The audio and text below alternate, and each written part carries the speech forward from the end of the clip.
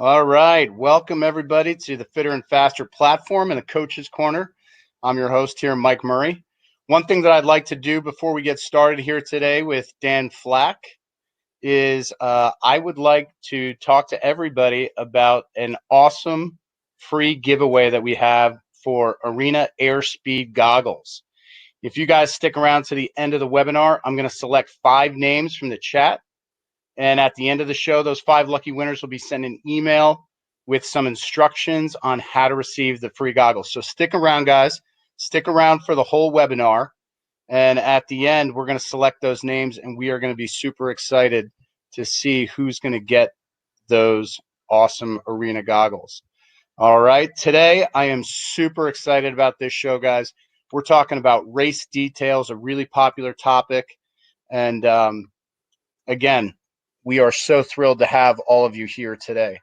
I want to remind our viewers that you're welcome to ask any questions using the chat box on the right-hand side of the screen. If we have time at the end of the show, we'll try to get to your questions. And I want to point out that any spammers who are on that chat, we're going to take you out immediately. So no spamming while we are on the duration of the webinar. Today, I am so thrilled, and it is my pleasure to welcome Dan Flack from the Baylor School and Baylor Swim Club. In the fall of 2020, Dan will have been at the helm of the Baylor School and the Baylor Swim Club for 15 years. In those 15 years, Coach Flack has produced numerous notable athletes, including the likes of Trey Freeman, Sam McHugh, Kristen Verdeveld, just to name a few. Dan has been named to the USA Swimming National Team staff over 8 times, and last year he led the USA Swimming National Junior Team at the Pan Pac Championships in Fiji.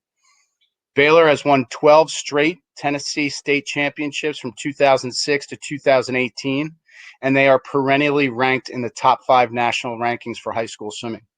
The Baylor boys team has been crowned the National Independent School Dual Meet Champions twice in the last 4 years. We're thrilled to have you, Coach Flack. Welcome to the show. Howdy. Hello, everyone in webinar land. How's everybody doing? It's good to see you, man. Thanks for joining us today. You know, I told you before we went on air that I had a couple stories. One thing that sticks out in my mind, the reason it sticks out in my mind first and foremost is we were crushing juniors in 2015 in Atlanta, and I know you guys were having a big meet too. We actually had some athletes go head to head in that 100 breaststroke. That's actually the first. That's the first time I think I ever met you face to face. We had to do a little coaches meeting to see when we were going to go, and I think both of our athletes had said, "Let's go right now." So it worked out great. But I remember that you were going nuts, our team was going nuts, and that was a fun way to get the energy moving at juniors. Fun times. Swim offs are the best. They're the best. They're the best because you're at least going to do a fast swim. Now, do you actually win the race? We'll see, but you're definitely going to go faster. Swim offs was great. I vividly remember that. Your guy won. So, but our guy had a heck of a swim, so we were pumped. Yeah, we did too. I think that was a big lifetime best for our boy, and he went on and had a great career at Duke, and he just graduated. So that's how old we are. He just graduated from Duke this semester. So yeah, and our guy coaches the little people for us. Oh, how awesome is that? He does a wonderful. Chris Butler, hi Chris.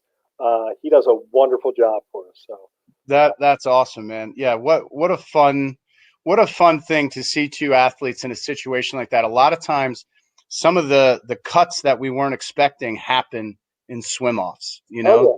Yes. 100%. Oh man, I love swim offs. One of the things, Dan, that we have been asking all of our guests, and it's kind of like the elephant in the room, right? We're all going through these uncertain times right now.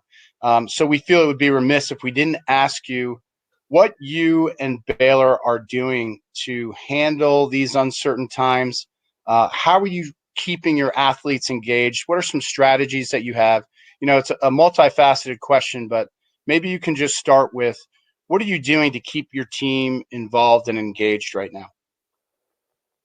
Well, we're kind of like everyone else, or many people out there. We're in a holding pattern. We're just waiting. to see how this whole thing works. We encourage our folks to wear masks. We encourage our folks certainly to social distance. Every day I send out, a workout for our group, dryland wise. We do a big swim of the day. My assistant coach Brian Gill does a great job of researching the annals of YouTube and finding a really killer swim out there to just get people pumped up that, hey, this sport is really fun, and look at how cool this is. But we're kind of just like everybody else. We're in a holding pattern. We feel like we've got a great plan once we're given the green light. We just don't know when that green light comes.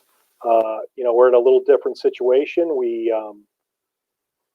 are based out of a private school here in Chattanooga, and so it's basically whatever the school says or deems appropriate, then we'll roll with it. Right on. Yeah, I love the idea, Coach, of finding some historic performances in USA Swimming or in swimming in general, and then sharing it with the group. I think that's great. It's been really fun. The cool thing is we put it out there on our social platforms and all that, and I'll have an email or a Facebook like or whatever from somebody who I haven't heard from who swam for us 10, 12 years ago. It's like, yeah, this race is awesome, right? So that's been super fun. We've really tried to put that out, and Brian's done a great job with that. The one thing I've done with our group, particularly aside from our basic dry land component, which we try and keep in line with what we would normally be doing at this time of year, both in the pool and outside, is we've spent a lot of time trying to teach the kids and really get the kids to understand what race analysis is and what it looks like and how important it is. So we've been fortunate this past year. A majority of our competitions are at our home pool. We have a great facility, so we have it here, whether it's a club meet or a high school dual meet or whatever. We videotape all that stuff. So I've been asking them, hey, pick a video from one of your things and one of your races over the course of the year, and okay, do your race analysis. This is what race analysis is: stroke count, tempo, all that stuff. I think that's been really beneficial for all of them. I hope it is. But that's what we've been really focusing on. I love how you said that, because it's a great segue into our conversation today, which is race details. So you're actually focusing on race details away from the pool. You make me look really smart picking this topic in you. So, kudos to you. I really appreciate that. But that's great. So you're actually going over some of your athletes' videos while we're shut down here. Yes. I think video that's how all the kids learn, right? They all have their phones. They're all doing like we are today. Distance learning, visual learning. So just trying to get them to really see what's going on. I joke all the time about, there's time and place. And that's what, you get your results of. There is no feel. So I'm always constantly talking to kids about, I'm not concerned about how your swim felt. It's what did your swim produce? And this is a good way for them to understand that. That's awesome. I mean, that's something that I'm going to jump on with our group this week. One thing, Dan, that you bring up there is kind of talking about how did that race feel. That's a really important aspect that I think we want to ask. That's a piece of feedback that I think is incredibly important. How did it feel? Where did you start to hurt? Is that something that you go to in your post-race analysis immediately after the swim? Not immediately, but certainly a couple days after, once we run the numbers and all that. Yeah, it started to hurt here, and this is where either the tempo slowed down or your stroke count went up, etc. And just trying to get them to understand, okay, here's the parts of the race where the next time you do it, here's what's coming. Be ready for it and prepare yourself in training, ideally, to deal with it and to master it. Because once you master it, Mr. Stopwatch stops a little earlier. That's right. And is that feedback that you're getting from the athlete, does that influence the creation or the conception of new set and training modalities for you and the team? 100%. Yes. For a long time, I've been really fortunate to have some great mentors and be in some ridiculously great and tough training environments over the years. But I feel like kids now, they really need to know what's up. And what I mean by that is, what are we trying to do here? What's the goal? What's the time you're trying to swim? Okay, then what are the components to get there? And we really try and stress the little parts that add up to that total time. Does that make sense? Absolutely. Absolutely. Yeah, that to me, I think, is the critical piece of our role, right? Is we get this feedback, and now we have to decide and we have to delineate how we're going to adapt our training to the unique qualities of each of those athletes. Correct. And at the same time, 100%. adjust to those unique experiences within the race for those athletes. Yes. And I think that is where we have to become creative artists. Yes, I completely agree. That's what the wonderful thing about, I've been fortunate to it's 4 national junior team trips I've been on. And what really struck me, it was the year 2011, and it really struck me watching how the United States kids trained, or excuse me, not trained, but competed versus the rest of the world. And it was crystal clear to me, the rest of the world doesn't care, and that's when it really struck me. So ever since then, I've been really trying to figure out, okay, how do we mesh, peanut butter and chocolate? How do we mesh those two things? Swimming the fastest performance you ever done with a performance that gets gold. And how do we mesh that? And that's what I've been trying to think about. I'm so glad you said that, because I can identify with that in a different way when I was at my first Olympic trials as a coach. The people who make the A final are usually the athletes who love to race. Yes. And the love of racing is something that I've been trying to compartmentalize inside of our program. How do we get kids to love to race? I love an athlete who's analytical and can understand how to split, understand how to produce strategy with inside of a race. But I want somebody up there who has this never say die, let's go. I'm going to give this everything I got. And if it's not enough, all right, I'm learning from it and we're moving forward. Correct. Is that something that's very much alive in the Baylor program? And if it is, what are some things that you do to kind of sponsor that love of racing? Well, I think step one, honestly, is to get them to do the time required. That's where I start. Okay. Whether it's making a cut or, okay, you've made, like this summer in California at Stanford, we had a bunch of girls making Olympic trial cuts. So that was awesome. And we were very excited about that. I think we had, I don't know, we had a bunch. There were 3 girls and they went off. And it was great to see. It's awesome. But then when it came time to come back at night and swim with some folks who maybe, mailed it in the morning, we kind of got crushed. And that was okay because that's the first step, and it's Right. okay.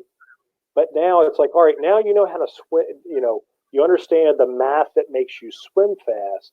Now we got to take that math, and then we got to keep on tweaking it to put you in a situation where it's me or you who's getting the gold to be in a little better spot. Does that make sense? Oh, absolutely. Absolutely. And I think we've all been in that position where we have those, oh my gosh, swims in the Right. morning. And then we get into our first national championship final or our first top 16 or making it back at night for the first time. And now we look down the lane line and there's somebody we've been looking up to for the last 3 years. How do we respond to that? Correct. And it's understanding the ability of, okay, now you got there's more there, and you gotta find it. So, and that's the fun part. I think that comes every day, like the teaching of them, through repetition of, okay, you can do this time over and over. We know you got this. Now, how are you going to stick it to them? And that's where I think the personality of the coach and the personality of the group and the environment that you create really comes to be paramount and super important, that people figure out, all right, and that's the phrase I use, stick it to them. How are you going to stick it to them? How are you going to throw that punch that gets you that, because making a world juniors team or making an Olympic team or whatever, it's not much. So how are you going to stick it to them and get that? That's that kind of next level of teaching that I'm excited when we ever get back to this sport to really start to impress upon the kids. I like this rabbit hole that we've jumped down before we delve into rabbit hole. the race details, because you're right. It's so important to develop that mentality, and then for our athletes to understand that they're going to have to take some emotional risks. They're going to have to get in there at night and say to themselves, I'm playing with house money. Let's roll. Yes, and which is a phrase I use a lot. Someone don't understand what's house money, but I have to have that conversation too. Yeah. But yeah, it's so much of it is what I try and tell them is, okay, you've been taught, and I know 100% you can swim X time, and X time is going to jump you from seated 23rd to, what do you know, you're fifth. Sweet. This is awesome. But isn't second cooler than fifth? So how do we get there? And sometimes it's a crash course you got to give them at the competition, because all of a sudden things have changed. But I think that's what I'm really excited to really focus on when we get back to the pool of, all right, well, I know, in this group that I coach, I am quite certain that you guys can do a really good job of swimming an incredible time for you. Huge time drop. We are happy for that. We are excited for that. But what if that time drop's doesn't quite get all the requirements that would make your life super awesome? Right. How do we get to super awesome? That's right. Yeah, and exploring that is the fun part of what we do, right? Yeah. What I want to do now, Dan, is really attack our topic at hand. So our race details. Our mutual friend, I think your college roommate, is that right? Were you and Chuck college roommates? We were not college roommates, but college teammates. We were not college teammates. Close. I'm older than I look, although I look pretty old now. Yeah, I coached Chuck when he came to North Carolina. I was just starting out in the coaching profession, and we clearly hit it off from a coach athlete perspective, and then on a human level, we hit it off tremendously. We've got tons of super fun tales, and we've been all around the world doing lots of fun stuff. But coaching, so Chuck brings his club down probably every other or every third year for their Christmas training. They come down to Baylor, and when Elizabeth was on fire, she was here in the springtime. I joked, I'm like, Elizabeth's here more than my kids are at Baylor. She was here for a couple weeks, and Chuck and I are real close. So Yeah, that's awesome, man. Did he have the culinary talents back then? yes, he did. Yeah, he made some really good food and lots of awesome art too. I knew that about him. He said this about you. Dan Flack's a master at teaching his athletes race details. Two equally matched athletes in ability and fitness. The Baylor athlete wins 9 times out of 10. That's exceptionally high praise from obviously one of the best in the business. When you're starting to teach race details at the very basic macro level, what are you saying to those athletes in that team meeting when you're discussing race details? Well, one of the things I like to do is I always ask them, hey, how many of you want to use this? So I coach our older group, usually a high school level group. How many of you want to use this to get into college, right? And inevitably, there's a bunch of hands raised. Okay. So when you go to college and are competing for school X, the first thing you'll realize is there are a lot of meets. Like you guys, college programs do a lot of meets. It's part of the gig. And guess what? They keep score at those things. And it goes back to my original thing that I said earlier in this talk. There's no, hey, I didn't feel very well today, and sorry, I was supposed to get second, but I got fifth, and now we're going to lose by 2 points because they keep score. I talk about keeping score all the time. It's the Philadelphian in me. Sorry, I'm got a little competitiveness in me. So I talk in terms of, all right, what are we going to do, or what are you going to do to not just be someone putting out a good performance, but someone who touches the wall first. And I talk about touching the wall first. We literally practice touching the wall every freaking day. It's important. And when I get cranky every once in a while, it's because they're not really touching the wall the way they should. Doing a little loop finish. That's the one that kills me. And just it is a part of our training session that we do literally every practice. And every once in a while, I pull them out and say, hey, we wouldn't do this every practice if I didn't think it was super important. It's super important. So let's figure out how to get better at this and use it to win. You know what I mean? That's great. And I think, starting with something that's simple is something that's going to lead you on into progression moving forward. So that's so important. Can you talk a little bit about how you reinforce detail-oriented training? So, sometimes you pull them out.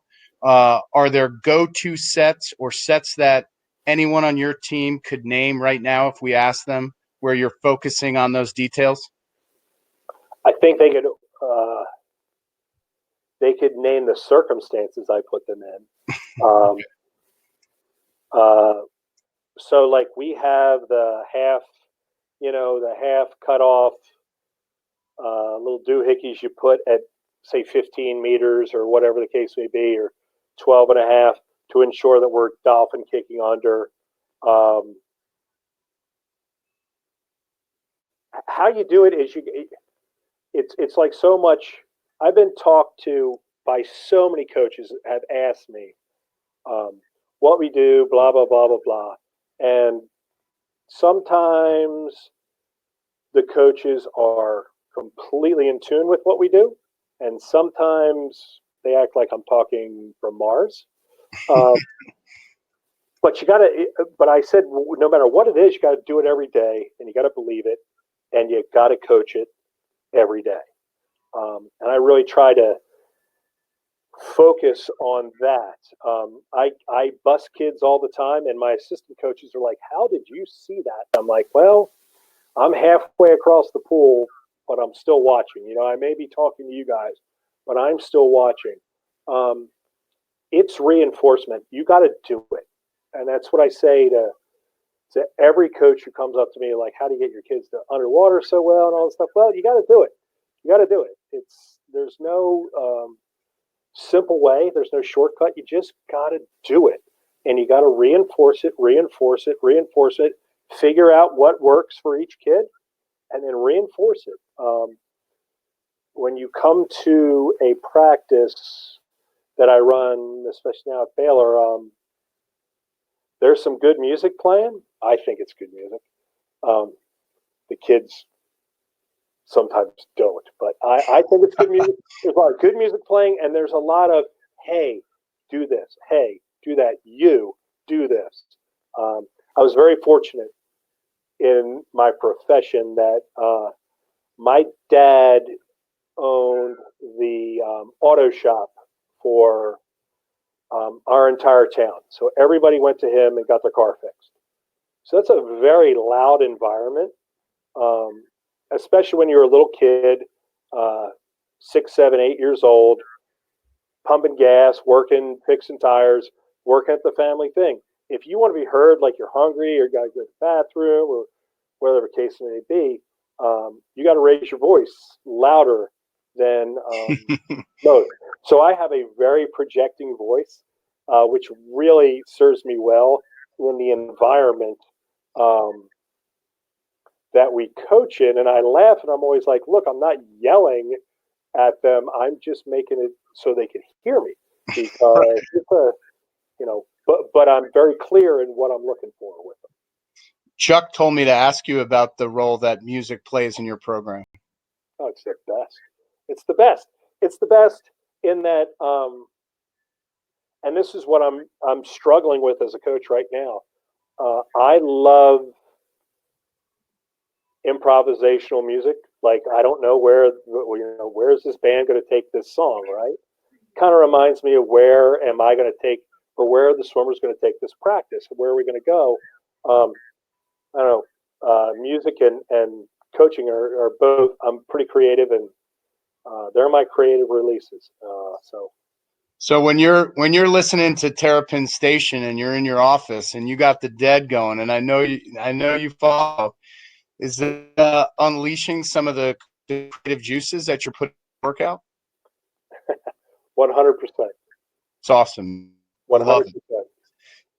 And you have a little of Nick Saban, and Nick, a great football coach. Father owned a gas station. He worked at the gas station growing up.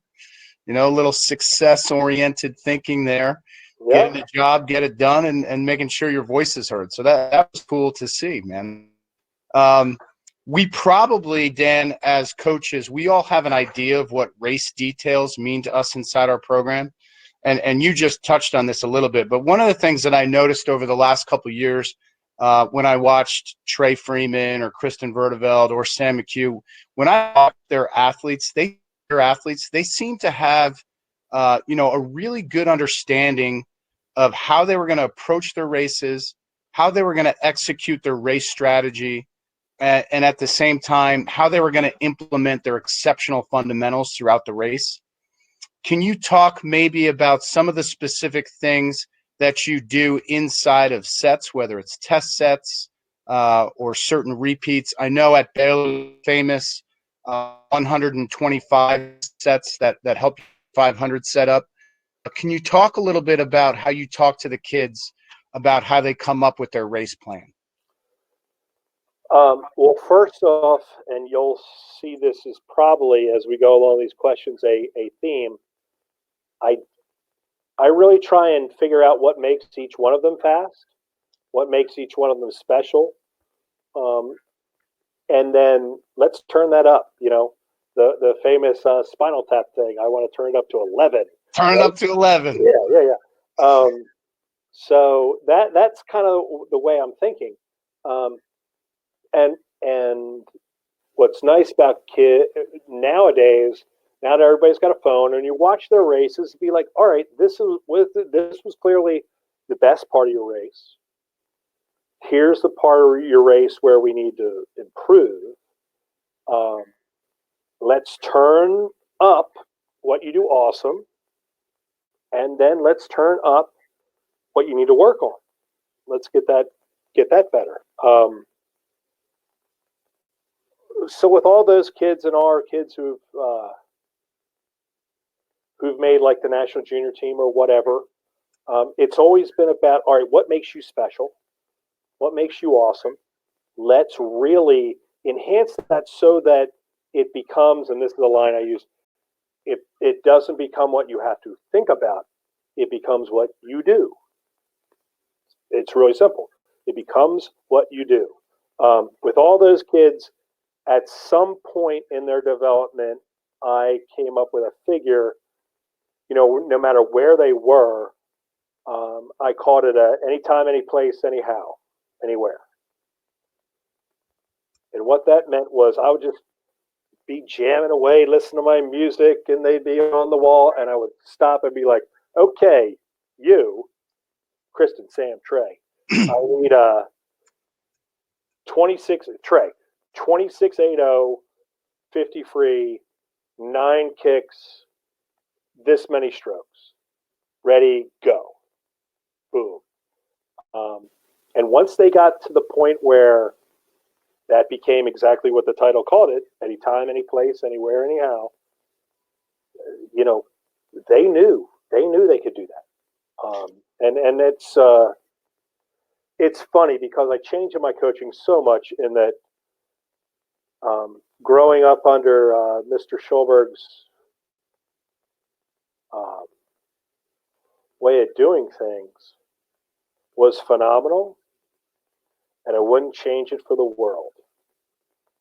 But I'm not him, so it only took me as a coach and the athletes I was coaching so far. I only know how to do that to a certain level. He's the Jedi Master at that. I was a good, solid B plus, but I wanted more than B plus, right? And the kids wanted to be more than B plus, and he wanted more than B plus for me, right? So I really started digging in and like, okay, how can I put my own spin on things? And that was one of the ones I really tried to hone in on and still do to this day of getting them to understand that, look, you've done this repetition wise a million times, and you can do it anytime you need it, and you're going to need it. So let's hone it to that point. Absolutely. 2 things that you mentioned there that I jump onto immediately. For me, how many times in my young coaching life did I try to be my coaches? Quite often, right? And you learn to make that adjustment. Mm-hmm. Secondly, as a young coach going through the process of development, how many times did you pick somebody out of practice and say, I want you to go this time right now? But that's the only thing I said. No kick counts, no stroke count.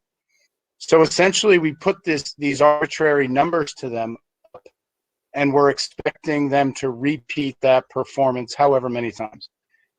If we can get an athlete to repeat stroke count, kick count, and time, well, now there are 2 additional pieces of information that they can go to where they will have a better barometer of how fast they're traveling through the water, right? If I take an extra stroke, I might be off a little bit. If I take one less stroke, maybe I'm ahead of maybe I'm holding more water. So those are the 2 things that I take away from what you just said. And I think that's so important. One of the things that I used to love that Coach Troy did when I visited Florida was he would do exactly that. And you mentioned this, you didn't say it the way that he did, but Greg loves to say repetition of correct. Oh yeah. And that's something that I heard him say to a lot of athletes. But he would go up and down the pool and he'd select somebody and say, we're going to go XYZ right now. Same thing that you did. And the athletes were ready to produce that. And they had to be ready there, because if they weren't, there was something else coming down the pipe. Sure. Yeah. I completely understand that. And that's the way I approach it. Just getting them to understand that They know they can do it, and here's the path. I find myself as I get older using that phrase more. The path to excellence, the path to the time, the path to the place. Here's the path that takes you there. Absolutely. Yeah, so important. This is another big, multifaceted questions, but Love it. As coaches, we don't like to pigeonhole our programmatic success into a categorization, right? So we hate being known as a distance coach, or that's an IM program, or he's a sprint coach.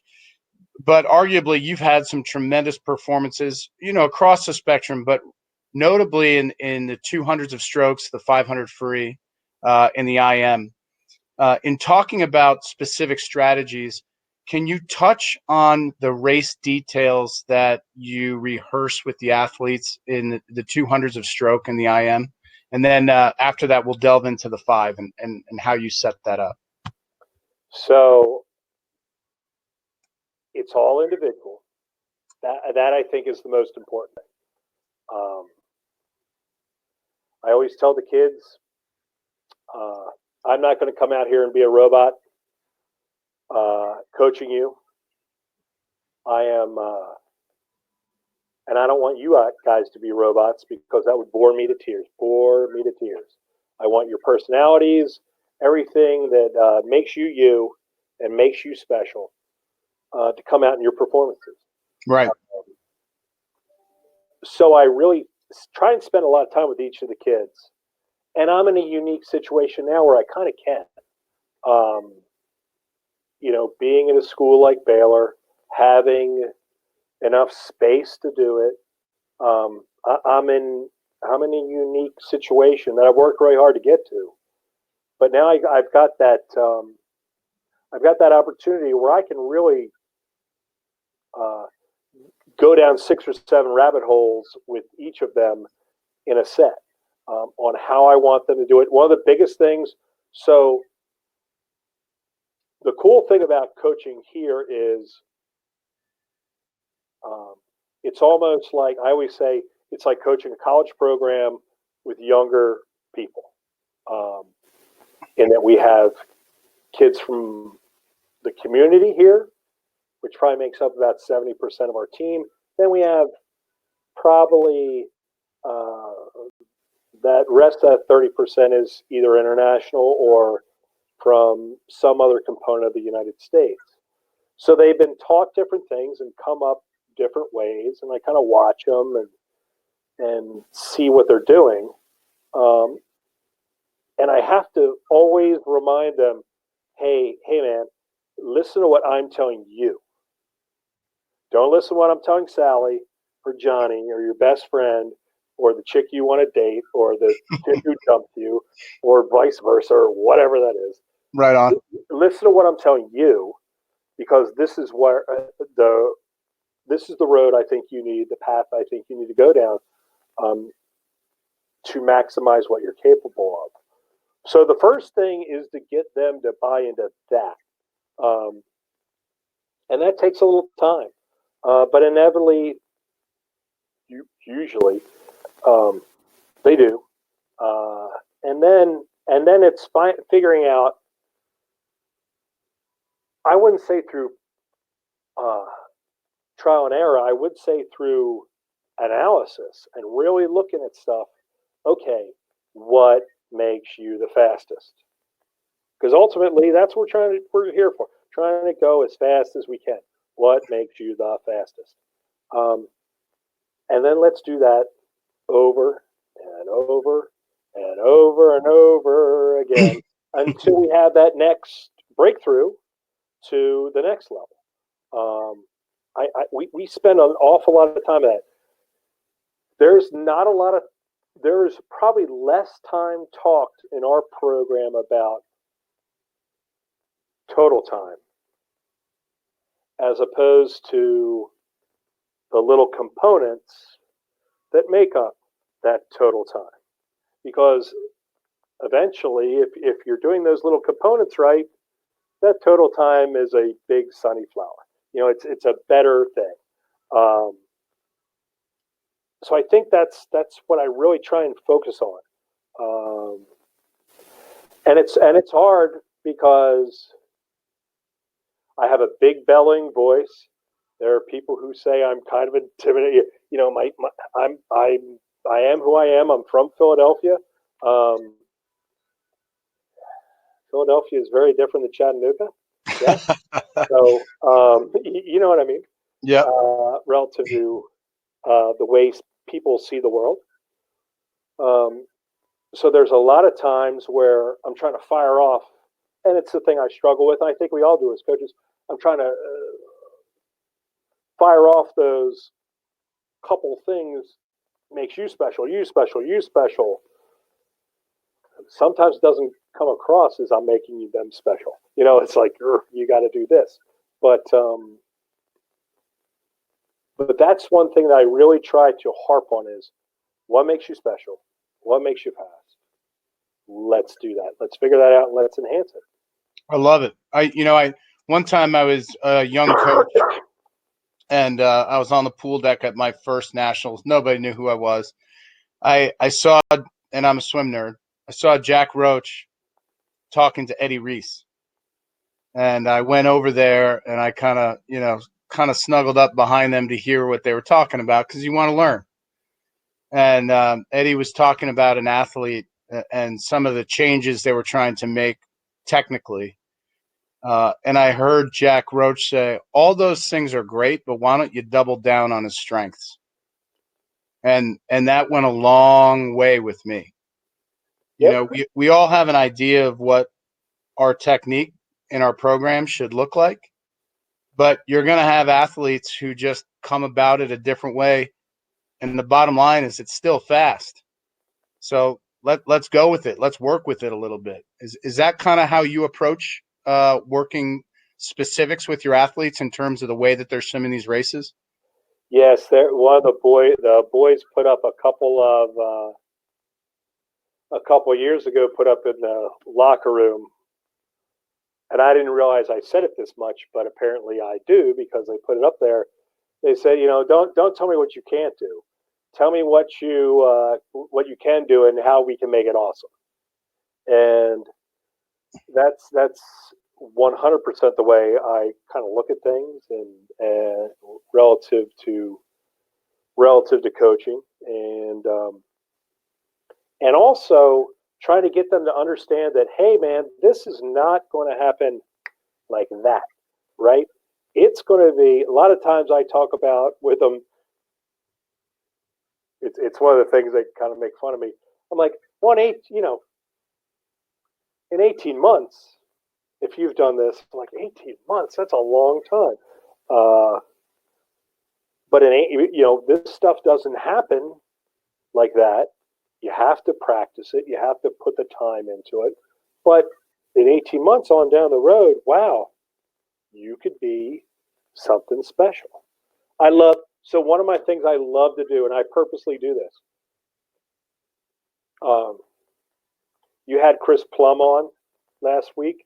One of the most outside the box cats there are, man. Yeah, those guys are great. And Chris and I have got to know each other real well through a couple of U.S. swimming trips and all that jazz. And I always make sure that I'm kind of listening. And I think he's got to have a better one. But aside from I think from a high school standpoint, our record board is pretty damn impressive. Yes, it is. And I loved it. So I purposely always talk to the kids after sets where I'm underneath the board and they're there. And they can look at it or they can look at their feet or whatever. But every once in a while, I'll catch one of them or two of them or a couple of them, and I'll stop literally what I'm saying and be like, which one are you looking at? Right? Which one are you looking at? And they'll get sheepish. I'm like, don't be sheepish. And then sometimes, I got a huge storyteller component to me. I'll be like, you know what that kid was like as a 9th grader or 10th grader or whatever, awesome, disaster, somewhere in the middle, just trying to let them know that, hey, there's a big world out there and you can get there.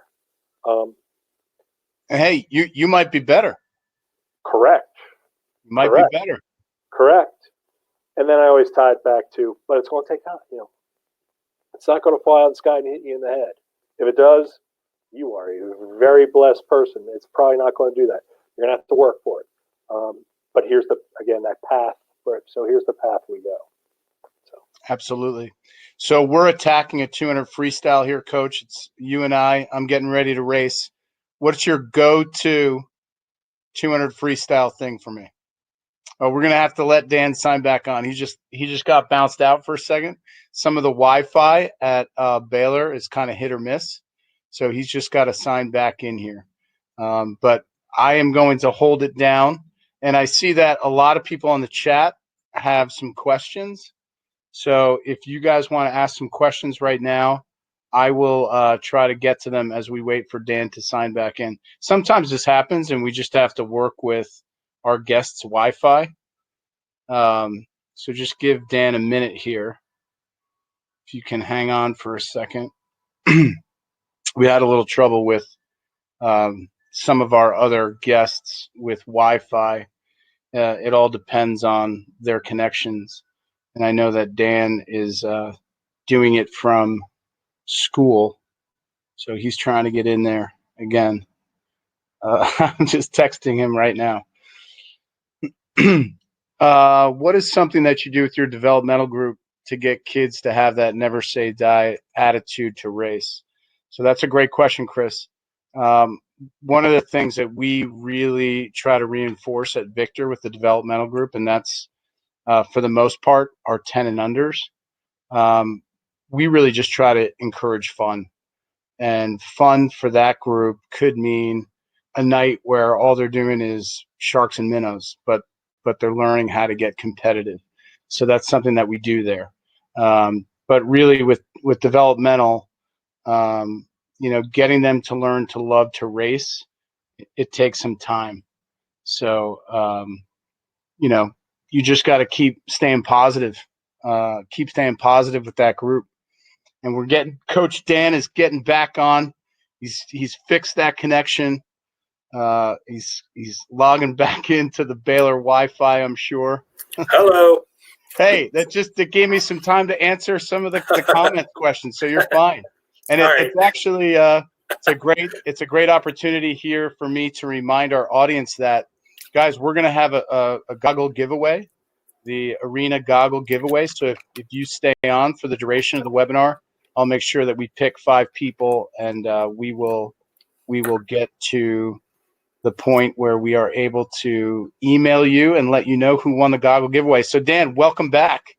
Thank you. We are. I know they. Can you hear me? You're good. Okay, great.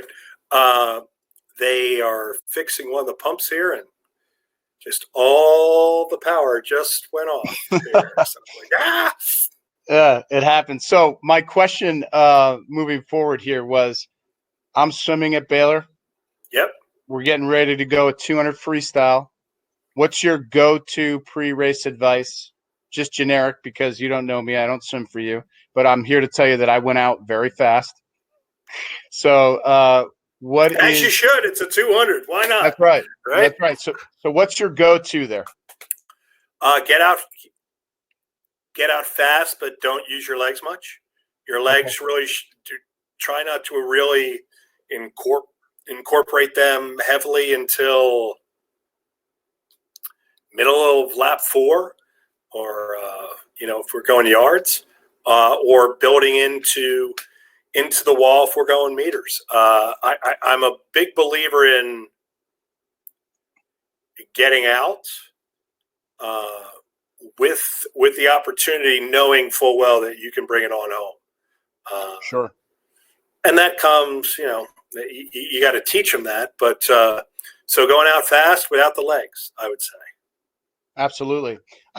One of the race strategies that I heard early on as an age grouper was 75 strong takeout pace, know your stroke count, 125 all out, because nobody wants to make a move at the 75. Yeah, exactly. Loved it. 100%. Oh, yeah, yes, 100%. Dan, another detailed question to go with race details. We've talked about the significance of fundamentals. I think all coaches would agree that not breathing into and out of walls is something that we're trying to reinforce a lot. There is a lot of new thinking that way. Just down the road from you up in Knoxville, Coach Kretich does a phenomenal job thinking outside the box.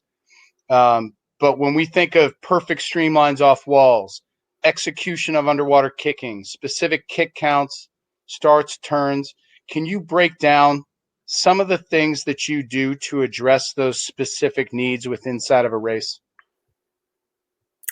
Sure. So, like for yards this year, we have a very good team, but we did not have a lot of natural speed. So I really worked on everybody, and we got a ton better at it, and thus a ton faster at really understanding for a yard race. Now, this is yards, how many times we're going to breathe. And because again, we videotape them, we do things daily, literally every day, where I'm timing them on things. And it's pretty clear where they're doing their fastest swimming. And it's not when they're breathing. So I got the little thing I used to go like, breathing is the devil. You don't do it. It's overrated. Breathing, 100% overrated. So we got to a real goal of everyone on the team. Every time you did 100 free, let's try and do it in 10 breaths or less. So 1 breath on the first lap, 3, 3, 3. That really helped us. We got significantly better, and people who were, 500 free, 4 IMer kind of strength, that's where their best swimming was, all of a sudden popping off extremely, not just competitive, but dropping the hammer down on people, 100 freestyles. So that's an example of something that we would do. Dan, do you talk, and I love that strategy, do you talk about how when athletes are first trying to implement that 1-3-3-3 strategy, do you talk about how, listen, when we first start trying this, we might slow down a little bit? We talk that. I say you probably won't be able to do it at first. I'm not going to expect you to flip the switch, but I am going to expect you to make, the easiest way is that first 25, 1 breath. Now, don't murder your legs so that you have to breathe the rest of the time, but start to figure it out. A common theme that you'll hear from us is, look, these building blocks are done every day, and they are building blocks. So if you're making progress on these building blocks, come on, man, you can suck it up and do it for, that 40 whatever seconds it is. You can do it. You've done it in components a million times before. And Dan, anybody who knows you knows that you love some short course meters, and we do too. We love some short course meters. Every year you make an assault on the National High School Short Course Meters record board. Does the training at all or the strategy at all change from yards to short course meters? Obviously, we're going to make some adjustments in 100-meter free. But short course meters, are you making any training adjustments there or any race strategy adjustments there? No. Because part of the reason we do that is inevitably we have international kids who come here and they don't know what yards is. Right. They know what short course meters is. So I always promise them, hey, we're going to, and then it kind of took off with, wow, they actually do have high school records and all that stuff. We've been really fortunate of it, but no, because we usually do that meet sometime in November or sometime in January. So we're coming off a tough block of training, and what we're looking for is not necessarily the final time. but tough building blocks that are going to really serve us well later on down the road. Sure. So no, for the 100 free this year, it was the big thing was, I know it's meters. We're still going 10 breaths, right? That's awesome. Because, hey, if you can do it now, tired, 10 breaths, a really good, a good productive swim. And I talk about that. That was a productive race. Productive. I say that a lot. Then, man, you'll kill it. Yeah. When it comes time to get funky in February and where we're shaved and tapered and all that good stuff. A little extra advantage too, training short course meters every once in a while. I love doing it. And again, it breaks the monotony up. Absolutely. That's great. What about then for and I don't want you to give away the farm here, but let's get your favorite underwater kick set. What's something that you guys do? It's a staple of the Baylor program when it comes to underwater kicking. Once you're good enough at it and you're really proficient, we try and develop a kick count that we know is when you're swimming your fastest and it's legal. One of my biggest fears is a kid has done a tremendous job all year and has a natural aptitude for underwaters, and then they get to the big meet and they got a suit on and they're jazzed up and they take their normal kick count and it's 7.5 yards, farther than it was. And that was fast, just wasn't legal. Right. So we do a lot of. Well, I talk about weaponizing the kicks. One of the best things we ever did. I love that phrase in coaching, man. That is awesome. Yeah, weaponizing it. Use it. Yeah. We had the Godfather, Bob Gillett, come in for a week. Oh, absolutely. And it was how about that calculator he's got, man? It's tremendous. And he, I'm looking up in my office here, and there's still duct tape from when he duct taped off every possible thing of light we had coming into our office because he wanted, you to really be able to see his kind of grainy video that he had and really appreciate it. Sure. But what Bob really taught us was that the kicks could be weapons. And weapons can be used at any time, he would say that. So we really try. I remember, shout out to Martin Sparrow back in the day, right? Where he would just, obliterate people off those walls at the end with his kicks. So I like to hang it because I'm always like, anybody can do them in the beginning of a race. Sure. It's who can do it at the end that's going to make things special.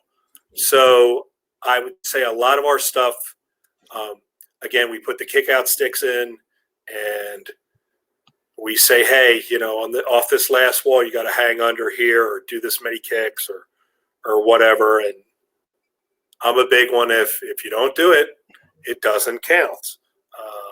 Right on. Well, it's a good motivator, right? Absolutely. So we do a ton of that. I don't even think. I think we do a ton of it, and I don't think we do enough of it. How's that? You know what I mean?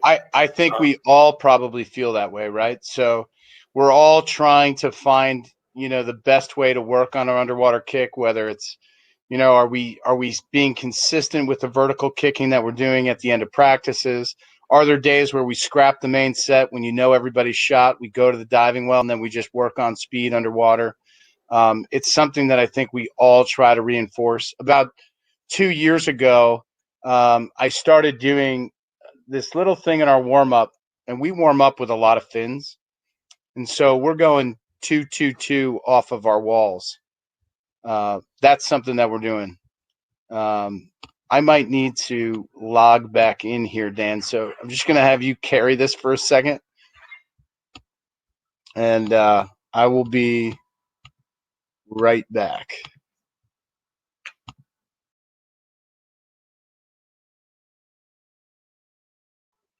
Thank you.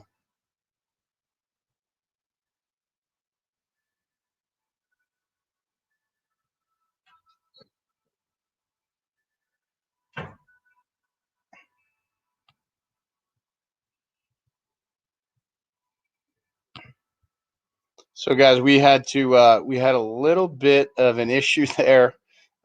Just going to have Dan sign back in. Sometimes the connection goes, and we have obviously a little bit of a weak connection tonight. There's some windstorms here where I am in Vermont, but I will have Dan jump back in here in a second. There he is. And we're going to get Dan back in a second. Okay. And I'm going to open this back up in about 5 minutes for everybody when Dan jumps back in. And we'll get to more of these questions, but really interested in some of the things that Dan's talking about, especially when it comes to underwater kicking. The underwater kick, obviously something that we all try to put back into our programs. And,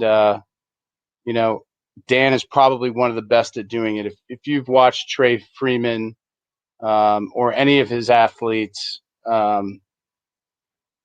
swim their races, the fundamentals are just absolutely impressive at every level. So, does Dan have athletes who are making national teams? Yes. But the athletes that he has on his team who aren't necessarily at that level, they have those fundamentals too. And if you look at Baylor Swim Club, or if you look at Baylor School and what they've done over the course of their time in the last 15 years while Dan's been there, it's just exceptional with the fundamentals. So we will probably continue for about another 20 minutes if we can get Dan to sign back in. And again, those goggle giveaways, you guys stay until we're finished here. We will make sure that we get your information and get those sent out to you. All right. And Dan's texting me right now, so I know he should be signing back in. 1 or 2 seconds.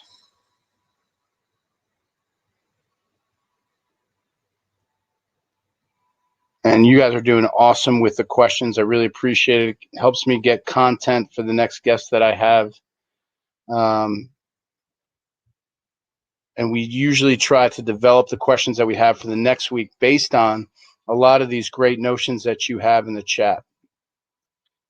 Joe Myers, I can answer that question for you. What I was talking about before I got bounced out was our warm-ups every day. We use fins at Victor just to work on some flexibility. We go 2-2-2 off every wall, which means 2 dolphin kicks on your front, 2 dolphin kicks on your side, 2 dolphin kicks on your back. If it's a backstroke set. If it's a freestyle set, we'll go 2 on our back, 2 on our side, 2 on our front. So that's kind of how we attack every wall in warm-up. Really important thing. It's been a big deal for our team. It's been a big part of our component moving forward. And we got Coach Flack. He's back. Dan, that was not you. That was me, actually. Yay. All right, I'm back. And Dan, we didn't lose anybody either. We actually gained people. So that's a kudos to you, my man. Sweet. And it also gave me another time to talk about the arena giveaway. All right. Excellent. Unscheduled commercials, right? That's exactly right.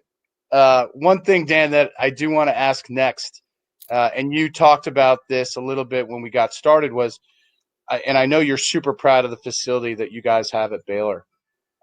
Every time I see pictures, I'm jealous. And we have a beautiful pool at Victor, but every time I see pictures of that place, I'm jealous. If I had 50-meter water, I would be so excited. With the space that you have available at your pool, what type of training tools are you using? Obviously, we had the we had the Carmel guys and Ian now who's at Dynamo. We had those guys. They're kind of the purveyors of training tools. But are you using buckets, towers, cords? What kind of tools and toys are you using at Baylor? All of them. Love it. All of them. We've got multiple towers, which has been tremendous. We use, you name it, we use it. Parachutes, stretch cords. I like to use things for resistance. I think it teaches the kids their strokes better, gets them to feel things better. We get to see cool stuff better with that. We've really we have some really good breaststrokers in our program. We have some really good butterfly backstrokers, freestylers who can't swim breaststroke to save their life. And we've used the towers to say, well, then why the heck are we swimming a breaststroke? In the common thing, let's make it as close to butterfly as we can and still keep it legal. That's where Sam McHugh's IM and things kind of really took off, because he could all of a sudden do a breaststroke that just didn't get him murdered every time. He could keep it much more like a butterfly stroke, an undulation stroke. And we've taken that to 11, 12, 56, like I was talking before, of turning it up and really trying to do that. So we use the towers an awful lot. I would say, from my experience, and we use a lot of buckets and cords. If you can hold technique on a bucket, a heavy bucket, a big bucket, or if you can hold technique on a thick cord where maybe we're not even making much progress forward, but if you can maintain your technique and the length in your stroke without falling apart, that's pretty dang good. Yeah. We really feel it helps. We bring them with it. We don't bring the towers, obviously, but we bring parachutes and cords with us, etc., to meets, because I'm a huge believer in you can do everything awesome in practice, but if you don't prepare properly on meet day, you're not going to get the same benefit. We've all seen it where Johnny or Sally does an amazing time in practice, and then it's basically the same dog, different fleas in a meet. And I am a big believer that they don't prepare the same way. We take a bunch of time. We spend a lot of time swimming fast in the morning. I'm a huge believer in that. So at morning practice, we do a ton of setup sets so that we can get some really fast swimming out of it, because I'm like, that's what meets are. You have to swim fast in the morning or there is no nighttime, especially as you get to that, bigger level, national level, etc. And we're not some 1,000, 1,500 kid program. We're rocking and rolling at 180 out of Chattanooga, Tennessee, and we are psyched with those numbers. So, I always used to say, hey, we only got so many bullets. We got to make them sure they hit, So we spend an awful lot of time doing fast setup work in the morning, and that's when we use our equipment a ton in the morning time. Better be ready to go in the morning when you get to that first national meet. Yep. 100%. And a lot of times, when you have that better kid who has a shot to make it back at their first summer juniors. Winter juniors is a different animal. When we talk about summer juniors, we're talking about you better be on that A game right out of the gate in the morning.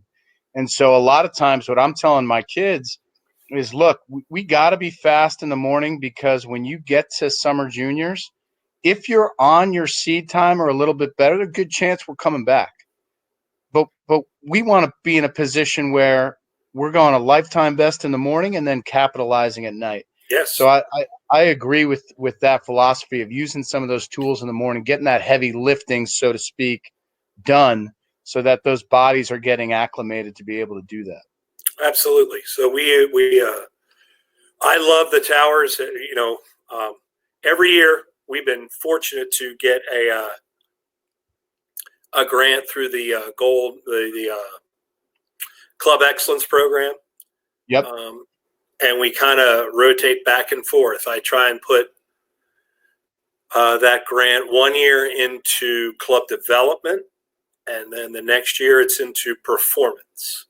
So this past year it was a performance year. So we brought a couple more different types of towers to see how they would work, etc. But we got a pretty good setup now. That's awesome. One question that we have over here in the chat, Dan, is if my team is small and we don't have buckets, Sarah, you go to Home Depot right now or whenever they open, wherever you are, and you spend Home Depot's $25. open, baby. It's open here. You spend $25, Sarah, and you're going to have all the equipment you need. That's it. I mean, that's what we have.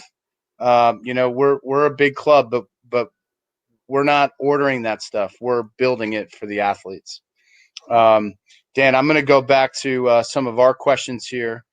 And the next one is, you just said that, you're not necessarily a program that's getting after the mile, but you want success for your athletes in the mile should they swim it. When you're setting up those longer sprinters, as Dave Salo likes to say, what are some things that you're doing in training that maybe your athletes who have more success at the 100 and 200 levels, what are your distance, if we have to put a moniker on it, what are your longer sprinters doing that's different from the rest of the program? So if anything.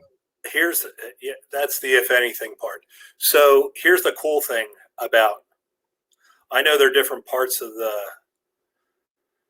country where high school swimming is seen as a nuisance, something in the way, whatever. I love high school swimming because it's in my mind, it's NC2As with younger kids, right? So with that said, when I do a talk about how to get your team ready for a high school meet, I always tell people, you got to remember, there's only 3 races longer than 4 laps, right? So you have to, and you only have so many players on the team. So my point being is everybody's got to have speed. Relative to the mile is relative to the 500, the 1,000, and all that jazz. In my mind, there is distance swimming in our sport. I've said this a million times. It's called open water. If it's in a pool, it's a speed component. It's a guy out of our program, Martin Grotzky, went on to win the NCAAs twice and broke the record 1 year for NCAAs at the University of Georgia. And what I tried to really instill in him was, don't worry about necessarily how fast you do a 3,000 or whatever. How many of those little parts of the race can you do really, really, really fast? Because you only got to repeat them over once, right? You don't have to do a 4-hour practice at NCAAs. You just got to do those 66 laps once and be able to put them all together. So we do component training a bunch. I'm too ADD. I get too bored watching the long, slow swimming. I want to see fast swimming and be able to give feedback so you can go faster on the next one. That's what I want to do when you boil it all down. So we spend an awful lot of time doing little components of races relative to the big stage. For a mile, we talk an awful lot. I always want, whether it's the first 15 laps and the second 15 laps of a 1,500 or 33 and 33 for a 1,650, I'm always looking for about basically 3 seconds difference. Because if we're doing what we're doing right in training, man, you should be able to just snap those 25s or those 50s off, kaboom, kaboom, kaboom, within a couple hundredths of each other. You should, the stroke count, the tempo produces, and the vessel, that's their body, it produces a certain time. It should really click. So that's what we really try and focus on. Like Trey, Beast. yeah, he's a good kid, and he will be back.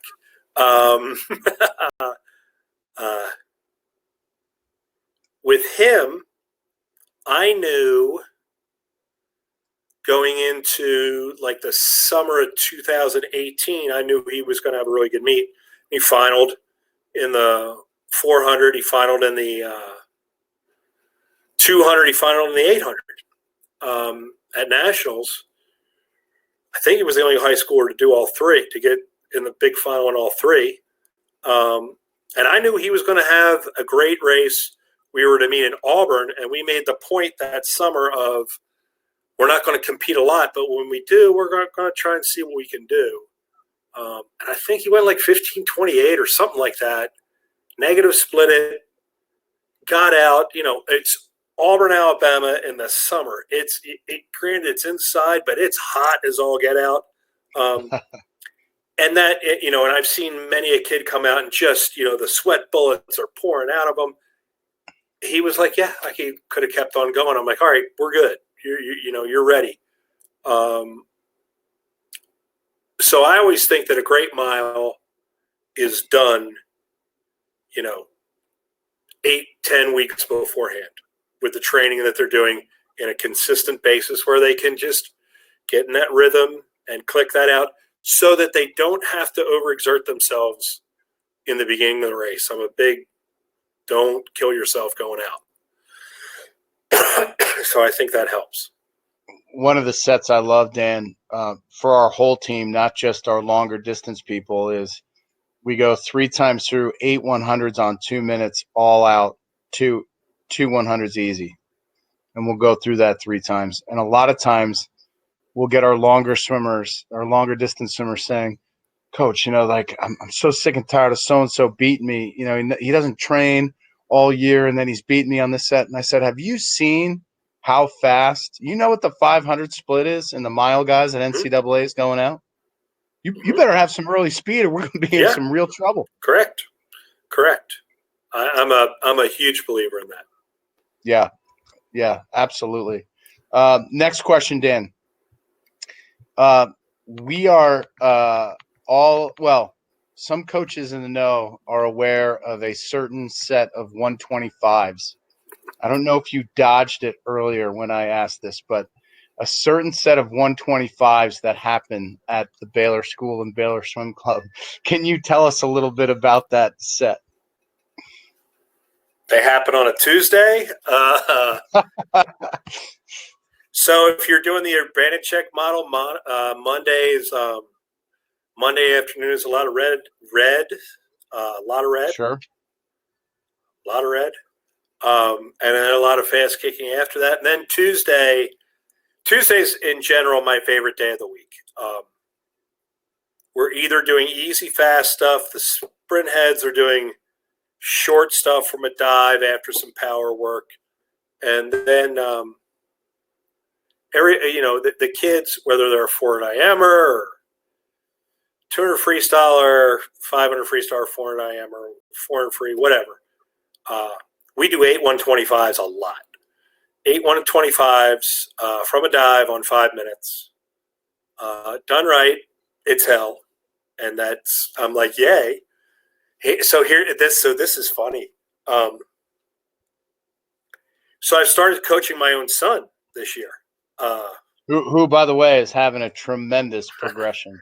He's doing all right. He's fun. The thing I miss the most, as I told you before we started, is the thing I miss the most from not just a coaching perspective, but from a dad perspective, is just, watching your own child do really hard stuff, right? And not cowering to it. So He's got a buddy who those two dudes have been to birthday parties and sleepovers at our house since it seems like the beginning of time. They're good dudes. They're like this, and they did the 8-125 set right for the first time. It was sometime, I want to say maybe third week in, about the third week in October. They were in good enough shape and into it. And so we're doing it. And they are racing, blood coming out of their eyes. They are racing each other, trying to beat each other for all they're worth. And I pulled them aside and I said, hey, if on meet day at whatever your big competition is, and for those guys, it was our high school state championship at that point. If you put that effort in against the person, you're going to change your tax bracket. I always talk about changing tax bracket. You're going to move way on up, and it's going to feel awful until the end. Then it's going to feel awesome. And that's one of those sets that if you do it right and it feels awful during it, you're probably doing it right. If you really are committed to it, because it teaches you how to race, right? I mean, a good 500, there are no laps off, and in a good can't have a 120, bad turn in that race anymore, man. Correct. A tuner free, you got no shot. No shot. So I just feel like that. That's one, and then we combine it with the IMers. They go 8-1, 125s or 100 IMs, depending on what time of year. If it's 125s, they double up their weak stroke. If it's 100 IMs, we usually have them to go fly the entire way the first 25, and then come up, do their kick count for backstroke, and then have fun with the rest of the swim.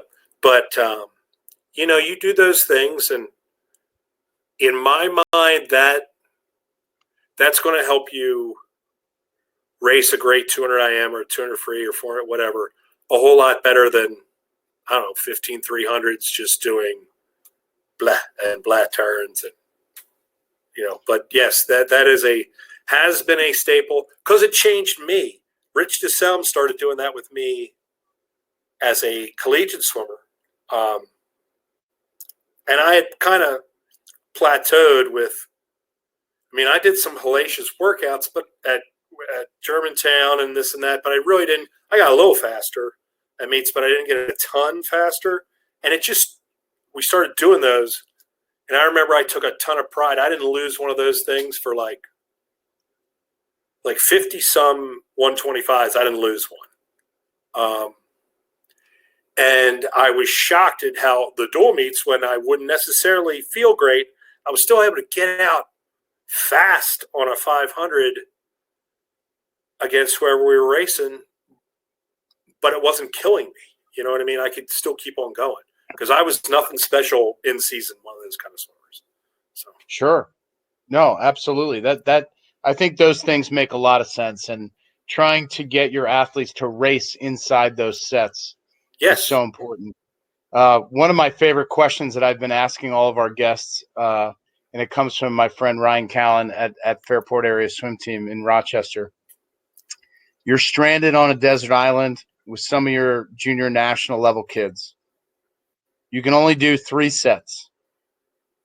What are those 3 sets, Coach Dan Flack? Well, we're doing eight efforts on 5 minutes, depending on who you are on day 2. Okay. On day 3, we're taking a long jog, not too hard. I always say, get a good tune in your head. We're just going to chill here, but we're going to jog for a while, long while. And then the first day would be probably 150s. If we're long course, definitely 150s. On about 40 seconds rest, and progressively doing more of those with a expected heart rate up in the 28, 29 level. Sure. That's probably what I would do. So a little mini cycle would be a day of red blue, a day dive, and a day of white pink. Repeat. I mean, like, that's the dry land we're doing right now. Today was, get a good tune in your head, get your headphones all set. It's a nice day out. It's not super humid here at all. Today was big, go do a super long run. Yesterday was hill sprints, with a good bit of recovery time. And the day before, Monday, was 40 seconds on, 20 seconds off of kettlebell swings. That's what, so I'm kind of keeping that whole thing going. So Sure. that's what I do. Sure. Yeah. Our whole Zoom dryland right now is a lot of jump rope, a lot of down and up. You're on the ground, you're up. A lot of movement. One thing that the Carmel guys said to me the other day is we're trying to give our athletes movement problems to solve. Yeah, I heard that. Yeah. I mean, what a Those great, guys did a great talk. I really enjoyed that. I watched that. That was awesome. This is the next really fun question that we're all excited about. Most impressive practice performance you've seen this year?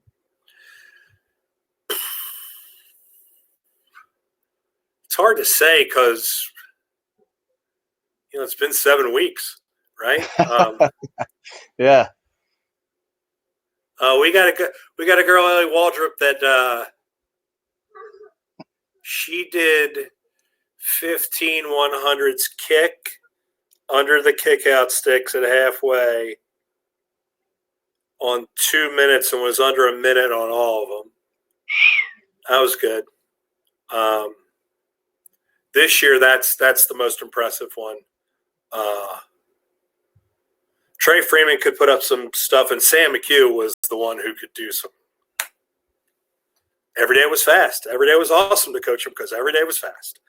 Absolutely. Well, he could do all 4 strokes. So if one was struggling a little bit, a lot of people were like, "Hey, how did you get him?" I remember this so vividly. So he went 4:16.4 at our high school championship meet in the 500. I was totally pumped with that. Kind of knew after lap 5 that I think he's going to go 4:17, 4:16. How great is this? But I would always say to people, well, the real trick was getting him to go 21 flat 50 fly in the same meet, because they're 2 very big different races, right? 100%. And I was not surprised, totally validated that, because I thought he could do both. But Sam was the one who could really do some crazy stuff. Although Trey Freeman, Jesus. So we do a suit up. So we got a bunch of the old blue 70s. And this is kind of fun to play with. Yeah, this is kind of a tradition thing we do. We call it Suit Up Saturday, and it's the Saturday before our high school state meet. Our high school state meet starts Friday, so I would always have them do some off distance where they don't really understand what the time is, whether it's awesome or lousy or somewhere in between. But that wasn't the point. The point was the old Dave Marsh stinger, and I would really put breath control and all this and kick counts and be like, all right, this is, if it doesn't feel awful, if this doesn't feel like somebody just hit you with a baseball bat, you didn't do it right. Okay, this is the one. Because, it's easy to get in that, we're tapering and everything feels awesome. And then, you're a third into the race and maybe pushing it too hard going out. It doesn't feel so awesome. So I wanted them to understand that. And geez, for a 125 with a fast suit on, one of those super suits. He was like 56.8 or 57.2 or yeah. Fast, man. He turned. He was like 45, like 45. Whatever. I was like, wow. So that was good. That's Kristen Vriedemel could do some ridiculous stuff. She went 8. Here's the one: 8 100s, first 25 underwater yards. But we're in the summertime. This is when she made World Juniors and was on the relay that set the World Junior record. She went 8 100s on 5 minutes from a dive, first 25 underwater, and averaged 51.3. What's up? Yeah, that was good. Yeah, That's good work. I used to laugh at that time. I'd be like, well, the good news is Kristen beat all the boys.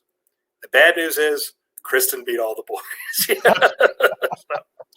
That's right. So, and that is some really fast swimming in practice, man. Is that something that you kind of celebrate, because that there are times, right, where we have to kind of stop and no matter how cool, sometimes cool things happen and we're like, yeah, man, this is just part of what we do. But then there's other times where we have to be like, guys, listen, this is pretty substantial. Right. Yeah. 100%. Yep. Absolutely. Well, Dan, if we're on Baylor's pool deck and you guys are reopened, what's the first Grateful Dead album that's going to be rolling through the speakers when we get back on deck? Oh, it won't be an album. It'll be a show. It'll be I don't know. I quite enjoy 1983. I quite enjoy 1987. So 89 is a good, it's one of those. I'm not gonna ask you to pick a live concert favorite, but what has been your favorite show to go to and hear them play? Of the Dead? Yeah. Oh boy. Easter weekend 1985 was a ton of fun. I'll say that. Where are you in your life at this point? What are you doing at that moment in time? I am a sophomore. The season is over. I am a sophomore at the University of North Carolina. The Dead is playing 3 shows in Philly, which is where I'm from, at the Spectrum. It's over Easter weekend. Kind of had let my parents know that maybe I was going to come up for Easter. We're at Easter dinner on Sunday night, and I'm 2 shows in, about to go to the 3rd, which was ridiculously fun. And, wolf down the ham and the potatoes and all that stuff. I'm like, well, got to go. And my dad just looks up at me. He's like, you didn't really come up for Easter, did you? I'm like, yeah, not so much. But that's awesome. Dan, thanks so much for your time today. It's been super fun. We could nerd out probably for another half hour. Sure thing. But we really appreciate it. If people want to try to get in touch with you, what's the best way that they can ask questions? dflack@baylorschool.org. Awesome. And guys, stay tuned. Tyler Clary will be emailing the winners of the arena goggles, so we'll have that out to you soon. Dan, thanks so much for connecting with us. We really appreciate your time. I'm so appreciative that you carved out some time for us today. So this thank was you a ton of fun. much. I'm so glad to talk swimming after, sitting around not being a pool. So thank you very much. This was great. Anytime, man. Thanks so much. And guys, stay tuned. Next week, we'll be live again at 3:00. The guest will be announced this week coming up, so I'll make sure to keep everybody updated. Thanks so much, and we'll talk to you soon. Awesome. Peace.